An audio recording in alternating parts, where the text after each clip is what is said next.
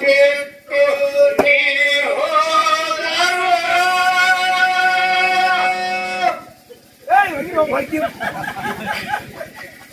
ಅಪ್ಪಾಜಿ ಜಗದಳು ಕೇಳವರು ಯಾರು ಅಂತಾರ ಭಗವಂತ ಆಗಲಿ ಹೋದ ಬಳಕ ಹೇ ಭಗವಂತ ನಿನ್ನ ನೋಡಿದ್ರೆ ದೇವ್ರು ನೋಡ್ದಂಗಾಯ್ತು ನೀ ಆಗಲಿ ಹೋದ ಬಳಕ ಈ ಜಗದೊಳಗೆ ಕೇಳೋರು ಯಾರು ಅಂತ ಜನ ಕಣ್ಣೀರ್ ಹಾಕ್ತಾರ ಹ್ಯಾಂಗ ನಮ್ಮ ಬಿಟ್ಟು ನೀ ಹೋದರು ಅಪ್ಪಾಜಿ ಜಗದೊಳಗೆ ಕೇಳವರು ಯಾರು